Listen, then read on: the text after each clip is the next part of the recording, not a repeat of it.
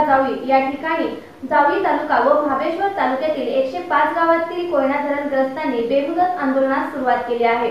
पाहूयात ही बातमी। कसबे बामनोली तालुका जावळी या ठिकाणी जावळी तालुका व महाबळेश्वर तालुक्यातील 105 गावातील कोयना धरणग्रस्तांचे बेमुदत आंदोलन सुरू झाले आहे। महाराष्ट्र राज्याचे मुख्यमंत्री देवेंद्र फडणवीस यांच्यासोबत झालेल्या बैठकीत जे निर्णय झाले त्यांची अंमलबजावणी झाली नाही या प्रमुख मागणीसह धरणग्रस्तांना पर्यायी जमीन उपलब्ध करून जमीन वाटप सुरू करणे, कोयना धरणग्रस्तांच्या लाभ क्षेत्रात येणाऱ्या सर्व संस्था, कारखाने, सूतगिरण्या व इतर क्षेत्रात धरणग्रस्तांच्या मुलांना नोकऱ्या देण्यात याव्यात। ज्या धरणग्रस्तांना अद्याप जमीन दिली नाही किंवा अंशतः जमीन दिली पण त्यात सिंचनाची पूर्तता केली नाही अशा प्रकल्पग्रस्तांना माननीय मुख्यमंत्र्यांच्या बैठकीत तारखेपासून दरमहा 3000 रुपये देण्याचे मान्य केले आहे। त्याची अद्याप पूर्तता झाली नाही। अभयारण्य आणि धरण क्षेत्रातील पर्यटन विकास करण्यास धरणग्रस्तांना अग्रक्रमांक मिळावा। नौका व्यवहारामध्ये धरणग्रस्तांना अग्रक्रमाने लाभ मिळण्यासाठी शासन निर्णयात बदल करावेत। वीज कंपन्यांमध्ये प्रकल्पग्रस्तांना अग्रक्रमाने नोकरी देणे या विविध मागण्यांसाठी बामनोली येथे आंदोलनास सुरुवात झाली आहे। कोयना भाग जावली महाबळेश्वर धरणग्रस्त संघटनेचे नेते व राज्य कार्यकारी सदस्य प्रकाश साळुंखे, गोविंद शिंदकर, भगवान देवजी भोसले, जिल्हा कार्यकारी सदस्य आनंद विठ्ठल जाधव, तालुका कमिटी सदस्य नामदेव अप्पाजी उत्तेकर, सदाभाऊ मारुती शिंदकर, गंगाराम सपकाळ, आर.डी. भोसले, राजेंद्र रानू सावंत, सुरेश पाटील, पांडुरंग गोरे, बळीराम भोसले, बबन कदम, श्रीरंग शांताराम शिंदे या प्रमुख मान्यवर मंडळींसह संपूर्ण भागातून महिला व पुरुषांचा लक्षणीय सहभाग होता। माझे नाव प्रकाश देवजी साळुंखे, मी बामनोली धरणग्रस्त संघटनेचे जावली तालुक्याचा अध्यक्ष। आम्ही मुख्यमंत्र्यांबरोबर मीटिंग झाली, त्या मीटिंगला होतो। तर त्यावेळेला मुख्यमंत्र्यांनी आश्वासनं दिली की बाबा या अशा 17 ह्याच्यातल्या आम्ही तुमच्या मागण्या पूर्ण करू।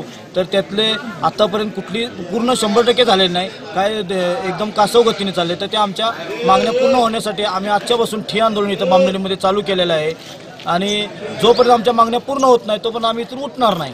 मी भगवान भोसले, कोरेगाव तालुका, जिल्हा कार्यकारिणी सदस्य। आज आम्ही इथं ठिय्या आंदोलनाला बसलोय।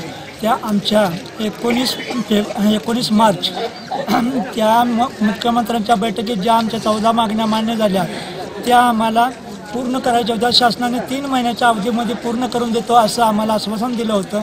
ती टोटली आमची हेळसांड आणि फसवणूक केल्यासारखं शासनाने केलं। त्यासाठी आजचं हे आंदोलन आमचं हे बसलेलं आहे आणि ह्या आमच्या पूर्ण मागण्या 14च्या 14 पूर्ण मागण्या होत नाहीत तोपर्यंत आम्ही या ठिकाणावरून कुठलीही व्यक्ती हलणार नाही। आनंद विठ्ठल जाधव, कोरेगाव तालुका श्रमिक मुक्ती दल अध्यक्ष। मी आपल्याला या ठिकाणी हे सांगतो की आमचं या ठिकाणी आंदोलन चालू आहे। जे आंदोलन आम्ही गेल्या 19 मार्चला जे मुख्यमंत्र्यांबरोबर आमच्या राज्य संघटनेची आणि पाटणकर साहेबांची मीटिंग झाली त्यावेळी बरेच जिल्ह्यातून तालुक्यातून जे खासदार, आमदार, आमचे जे लोकप्रतिनिधी सर्वांच्या समोर ती मीटिंग झाली। त्या मीटिंगमध्ये काही आमच्या ज्या 18 मागण्या होत्या त्या 18 मागण्या ज्या आम्ही शासनापुढे मांडलेल्या होत्या त्यावेळी आम्ही 23 दिवस तिथे पाटणमध्ये कोयनानगरला ठिय्या आंदोलनासाठी बसलेलो होतो।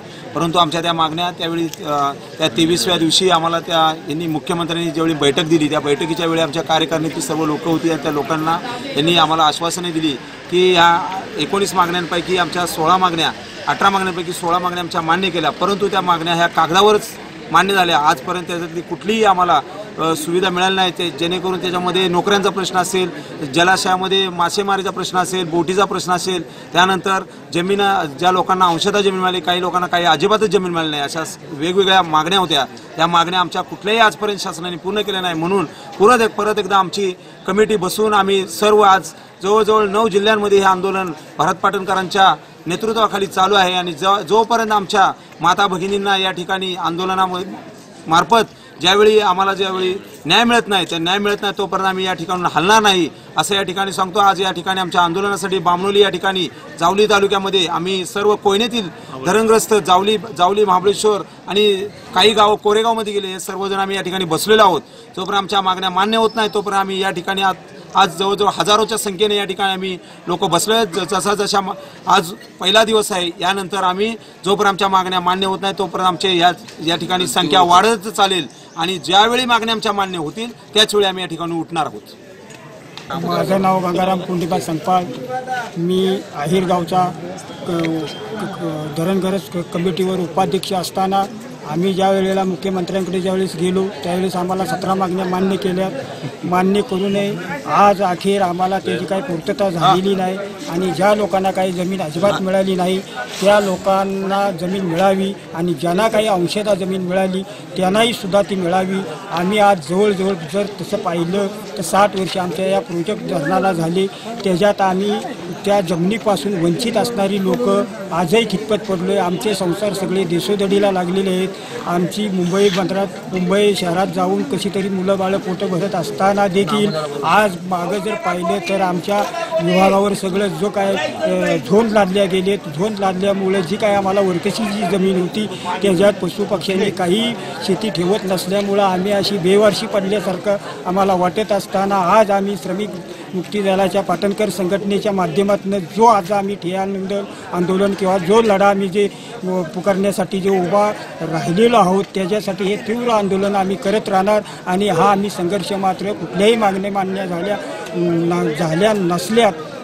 झाल्या नाही तरी आम्ही काही सोडणार नाही. तरीसुद्धा ह्या आमच्या मागण्या मान्य सरकारनं कराव्यात. अधिकाऱ्यांनी इथे येऊन आम्हाला पूर्ण माहिती द्यावी हीच आमची अपेक्षा आहे. आणि जोपर्यंत आम्हाला पूर्ण माहिती देत नाहीत, आमचे आश्वासन पुरव करत नाहीत तोपर्यंत हे मंडप आम्ही सोडणार नाही. मी आनंद कुंडेबा पवार, माझे गाव पौशेवाडी.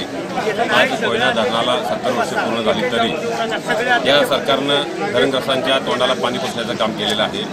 आज 1 वर्ष झाली मुख्यमंत्री साहेबांसोबत मंत्रालयामध्ये मीटिंग झाली असताना सुद्धा आज आत्तापर्यंत एकही मागणी या धरणग्रस्तांची पूर्ण झालेली नाही. सरकारनं या ठिकाणी सरकारला आव्हान देऊ इच्छितो, सरकारनं या कोयना धरणग्रस्तांचा अंत पाहू नये. तर याचे परिणाम फार सरकारला वाईट भोगावे लागतील आणि इथून पुढे होणारी सगळी जबाबदारी ही राज्य सरकारची असेल. माझं नाव नामदेव पदुतेकर. महाबळेश्वर तालुका 43 गावाच्या वतीने मी संपूर्ण माहिती देतो की आम्ही बरेच दिवस आंदोलन करून थकलो आणि त्या ठिकाणी भारत पाटणकरांच्या संघर्षामुळे आजपर्यंत आमचे काही प्रश्न सुटले. परंतु काल आम्हाला मुख्यमंत्र्यांनी दिलेलं आश्वासन अधोपरी दिसलं म्हणून आम्ही अजूनपर्यंत आंदोलन केलेलं आहे. तरी आमच्या मुख्यमंत्र्यांनी त्या प्रश्नाकडे दखल घ्यावी आणि ताबडतोब आमचा प्रश्नाचा निर्णय द्यावा. स्वागत करीत आहे. सातारा जिल्ह्यातील कोयना धरणाच्या धरणग्रस्तांनी आज बामनोली कास परिसरामध्ये आज ठिय्या आंदोलन मांडलेलं आहे.